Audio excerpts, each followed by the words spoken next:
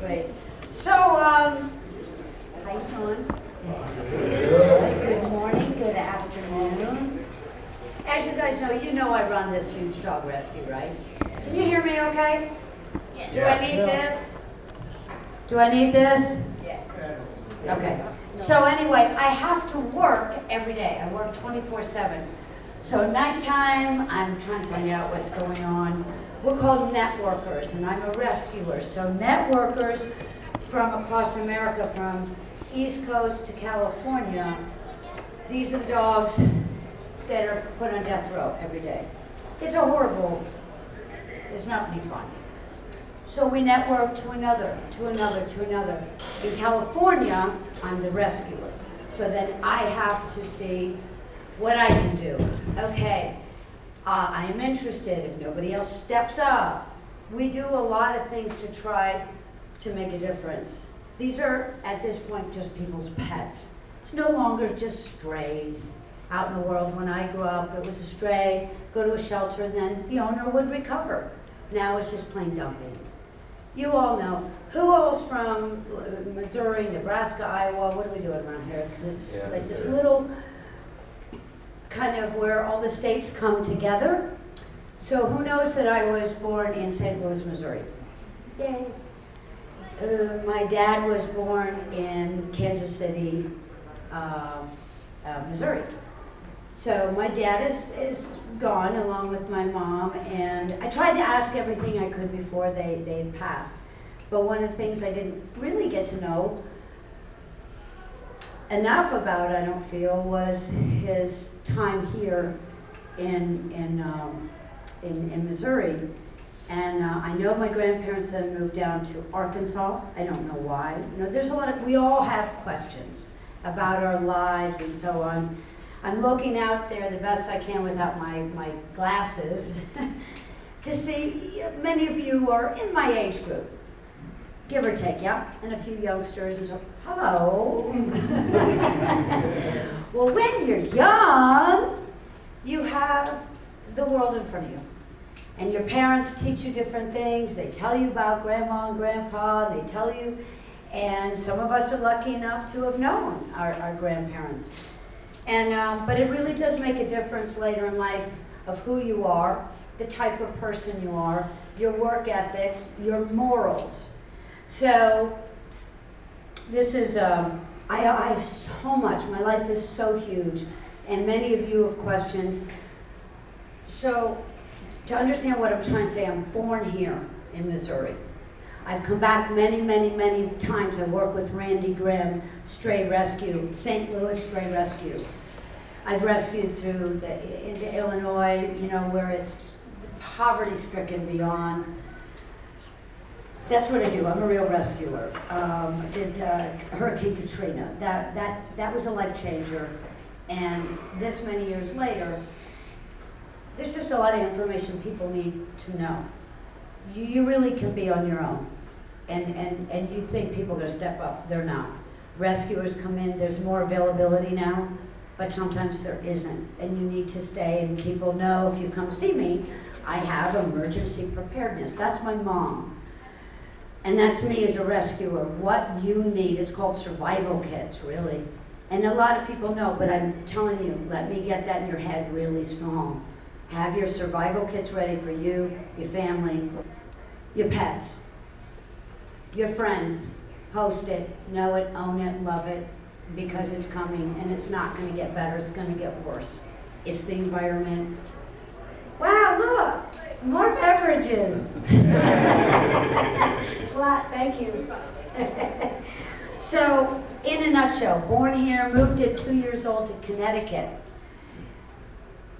We're going to go back to, so that's 1961, a year that you all just, it's like, what? It's a long time ago. Mom, somewhere along the way, saw an article in Time or Life magazine talking about kids modeling, doing commercials in New York. Not theater, not movies. Big difference. So it says you get an agent, you take the pictures, blah, blah, blah. So I was a child working a model. So many of you, there's people and fans that are, is that you? You know, from Sears and Roebuck or New York Times Magazine, you know, the catalogs. We come from a catalog time that you mail order. And that's the way it was. You wrote a letter. Pony Express started here.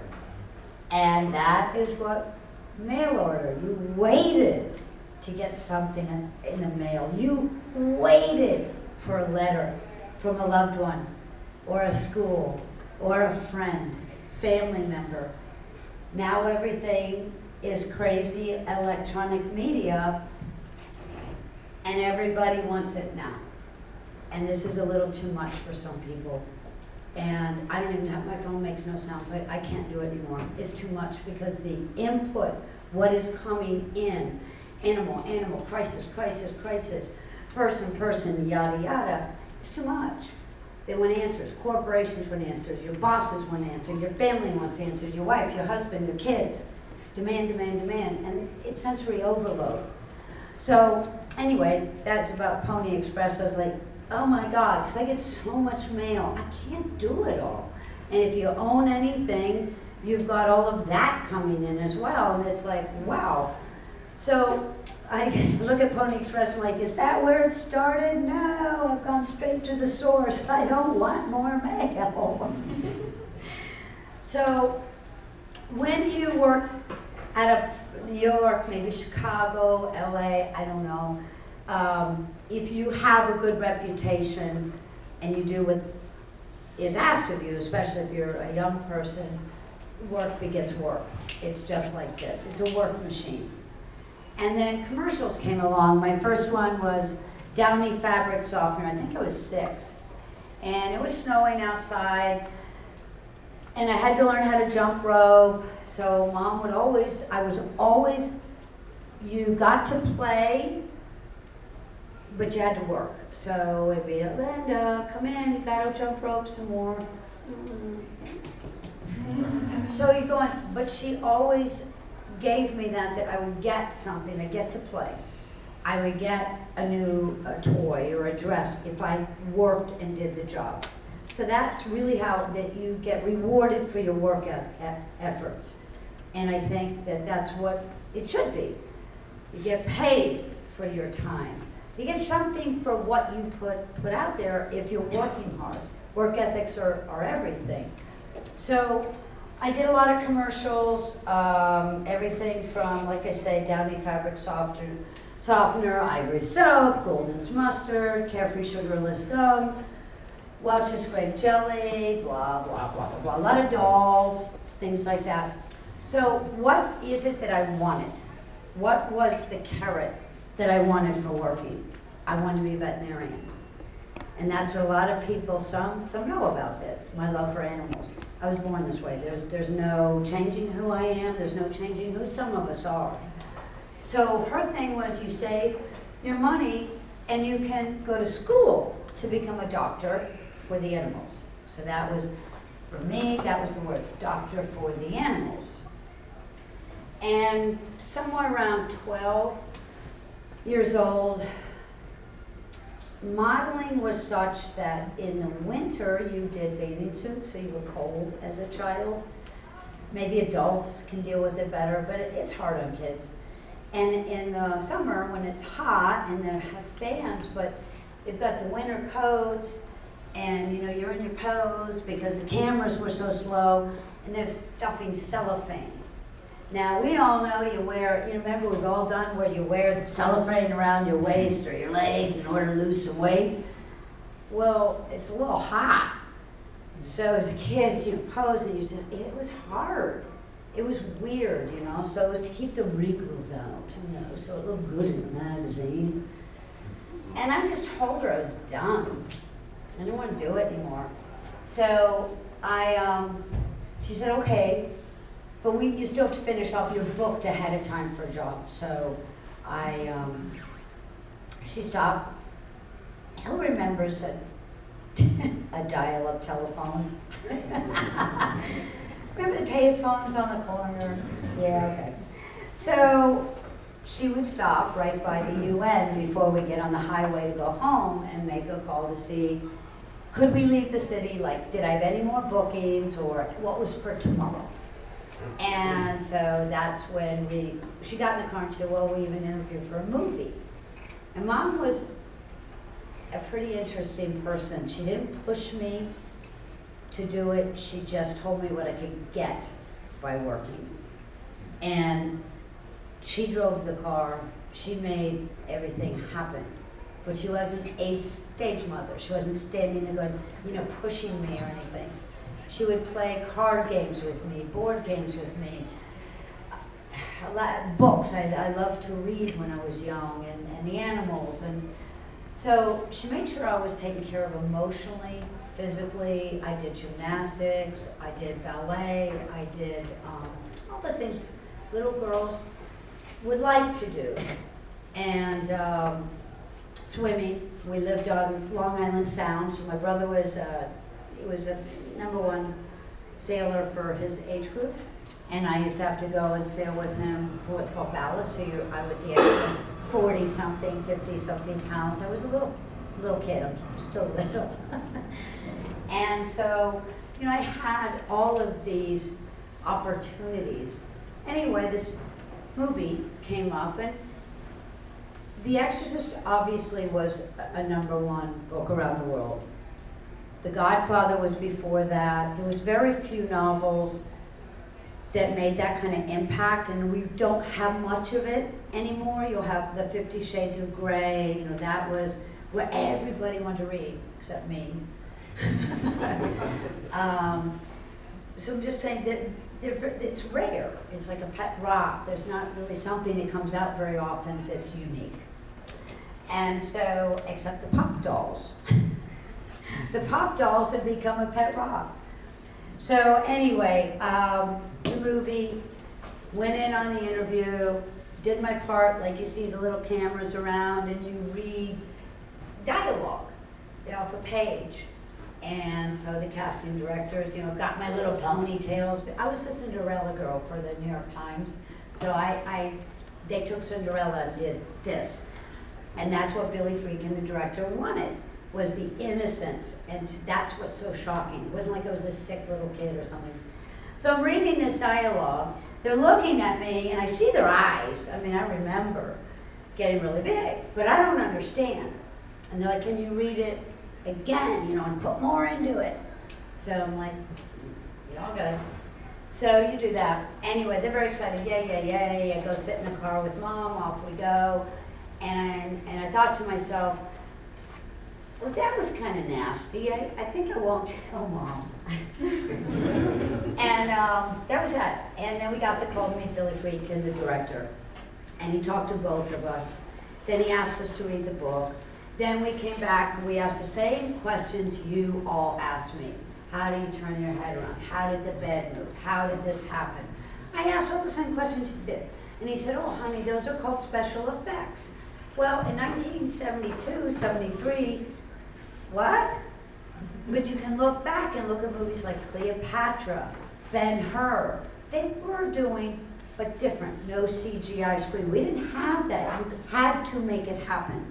And I think that's part of the mystery of the movie. So it's 1.5 years in the making. We rehearsed for many, many, many months. So everything, a lot of people come up and say, are you scared? And I'm like, well, there's nothing to be scared of because it's me that you're reacting to. Plus all of the amazing acting, the story, the screenplay, the dialogue, the directing, the cinematography, which was created, had never been done before by Owen Roizman. So what Billy Friedkin did, the director coming off of the French Connection, he got the best of the best. There were many directors that came and went before the movie was actually made. That was a story in itself, which Bill Blatty had told me. Shirley MacLaine had talked about it a few times, that she wanted to be part of it. She and Blatty were good friends. And there's so many factors, and editing, and Dick Smith, this the makeup artist. He created things. Billy kept pushing him. I need to see it's Linda. And that comes up about, the stunt double. Yes, they have to hire somebody by law. Where in New York City, there are work hours for children, labor laws. So we we get through all that, and Billy Friedkin's like, look, you have to do it because otherwise the movie's a joke. That's why you can tell that's me. There are 17 seconds of somebody else, a back, a this or that. The length of this movie, I may have been in this makeup and we needed to do vomit makeup and it needed to come from the back. It's Ellen Burstyn's close-up, blah, blah, blah. It gets that technical, and everything, every eye movement I make, every body movement I make, everything I make, every head turn, everything I'm doing, there are lights. I'm hitting, I'm doing, and I'm meeting marks. So it's like, you know how you guys subliminally can see outside, right? Like, yeah, thank you. I'm waking up. Yes, your peripheral vision, so you can see, you know, some people can see here, some people, it's right here. So it's the same thing with that. I have to find things and talk to you and da-da-da. You are so multitasking at the same time. Acting is very much, you don't want to see an actor work. You don't want to see the mechanics. You want it to feel so real. That's why there are great actors, your Dustin Hoffmans, you know, your Shirley MacLaines, your Meryl Streeps, your Jack Nicholson, you know, the list goes on and on. And those are the people that are fascinating to watch, you know, what they do. Jim Carrey, you know, he came out of the blue because he was so nuts, but they come out of, you know, comedy. And so anyway, the movie, obviously, we finished it. I assumed my life would go back to normal. And we all know that it changed the world forever, including my life. So there's two things that happen. One, you get on the work machine, so now the agents get involved. So I did Airport 75, and Mom and I are sitting there, we're going, wow, it's Moses. You know, as Charlton Heston goes by. You know, wow, that's Gloria Swanson. Wow, we didn't know what to think. So we're just like you. Anyway, I have to do my part and have Helen Reddy sing, you know, as a nun. And I'm thinking, but you are a woman to hear me roar. But I can't, you know, I have to be the sick little girl in the airplane. So anyway, then from there it went Born Innocent, the first TV movie, Sarah T, Portrait of a Teenage Alcoholic, Sweet Hostage with Martin Sheen, went on to do work with Richard Burton. Nobody can take that from me. That was the great Richard Burton. And it goes on and on. You see this amazing career, Wild Horse Hank, Ruckus with Ben Johnson, Richard Farnsworth, Dirk Benedict, Roller Boogie, Hell Night, Savage Street. So I'm trying to think of all the films you all know. And so then in my 20s, what happened was a European company came in called Golan Globus, and they really weren't pro-women. And movies changed. Your big, your Stallones, your Arnold Schwarzenegger, big macho type films. Well, there was no place for women. And if there was, my dad's going, work begets work, keep working. My dad was a Navy test pilot, so he's pretty serious about stuff, which so am I. And it was hard. So I had also, some people know my love for horses, because I couldn't go back to school, but what could I do? I needed a place to retreat. I needed something to do. I have a great love for horses since I was a child. I had many horses along the way. So I trained and showed horses. I wanted to train. I basically trained for the Olympics. But by the time I was in my 20s, I really simply ran out of millions of dollars. I never had millions of dollars. It is a very large, expensive sport. Corporate sponsorships were coming in. It wasn't for me. And they started killing horses, which later Stephanie Powers and I created a law so that you can't kill American horses, can't slaughter them for human consumption overseas. The law's been overturned that we put in place. So cut to, I've learned many things over the years. If you care about something, you have to get involved. Politicians, it's just a job. It's just a job. You need to get in there. What are you offering? What are you offering? What are you offering? How do you feel about this? How do you feel about this? I don't care if it's children, animals, seniors, whatever is your passion, you got to get off your ass. And I have found out, you guys know, at my age, I've been doing this a long time. I remember when I was young going, well, I'm never going to get near politics. It's horrible to see. And then when you meet some really good insiders and they tell you it's brutal. That's why a lot of good people won't run for office, because you see what they do to each other. It's horrible, but I guess it's been going on for history. So I tell you, because I run at this point, we know the 80s passed. I did some work. Most of the horses came back around. My friends were like, well, now you have to become an adult actress, but how do you go from young to older? And that it's a real hard change for kids. And you see it all the time, the young actors, they have issues. Why? Because they are so managed, so taken care of. They don't get the world. They don't understand it.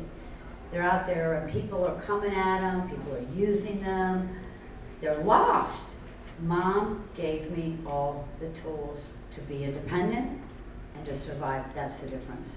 So this all goes back to my mom and my dad and my life, my career, and my destiny, I think. And so I've tried to apply it. I was going towards producing, directing, had a lot of what I think are projects you all would have liked from me. Insightful, interesting, character-driven. And I had a lot of these projects at the different studios. And then Mom had died, and I really was having trouble emotionally with it. And I lost my last dog. And I'd started working on the autobiography. I'm a very private person. I really like my alone time. This is my healing. I like nature. And in Missouri, we have trees and woods and things. That's still who I am. And my last dog got sick and she passed 4 days. It was 4th of July, and it was 4 days later. So you really couldn't console me. I was pretty bad. And a friend of mine picked me up and took me to the beach. Still couldn't stop crying. Went home. And I had a vision, and it's as clear as day to me. It's black, it's a chain link fence, little beagle type dog. Turned at me, just saying, help me, help me. Why am I here? Where's my person? What did I do wrong? Help me. I've never looked back. And I've never looked back, and I've never looked back, and that is what drives me. We are at the biggest crisis ever in history. I've worked with children that are, hospitals and Variety Children's Charity, the Save the Children. I've given and given and given because Mom taught me to give and volunteer. I don't take a dime. So what I've done is I rescued a dog. I called the shelters. How do you get involved and save and make a difference? So I did. I saved a dog in San Diego, came back home. I got Grease on Broadway. Nobody would help me. There was no dog walkers, no doggy daycare, no nothing. Anyway, finally found someone. I went to New York, and they give you 3 weeks. It is really hard when you're not professionally trained stage actor. It's scary.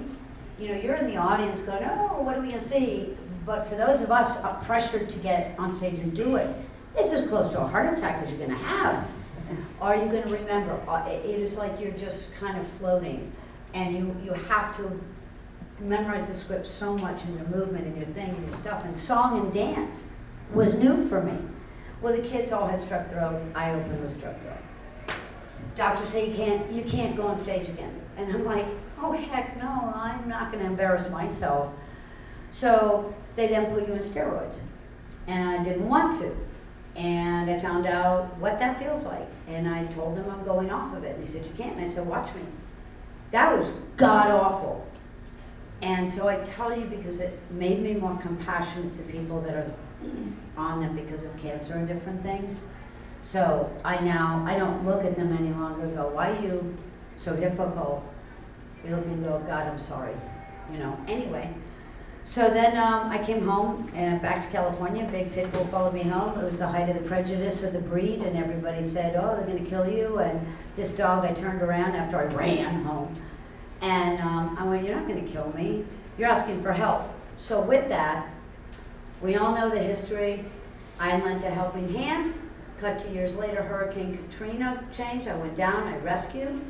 And after that, I was fighting the breed ban in California. We lost against Denver, who killed all the pit bulls.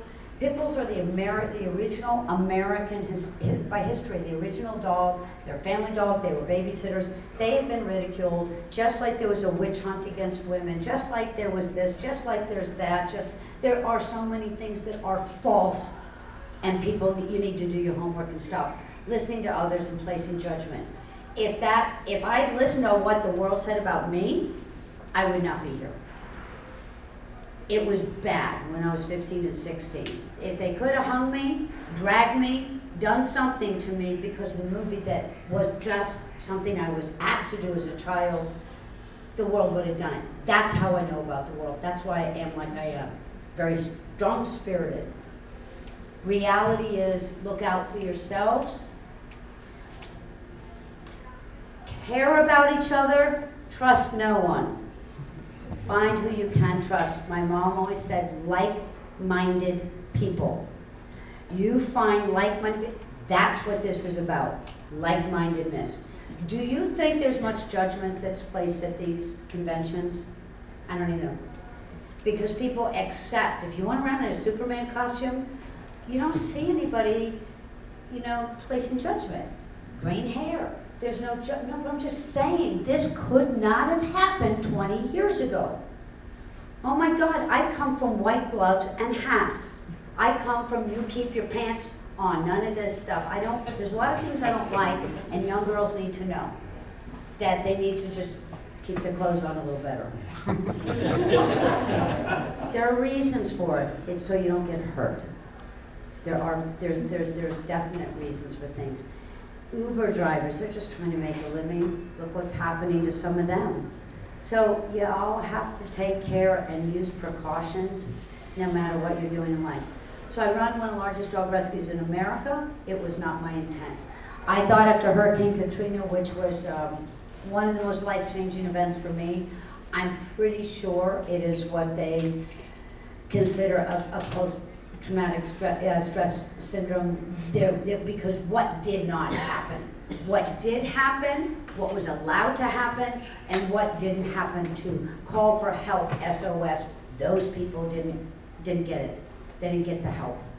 What they did to the animals was not okay. It's gonna happen again. So protect yourselves.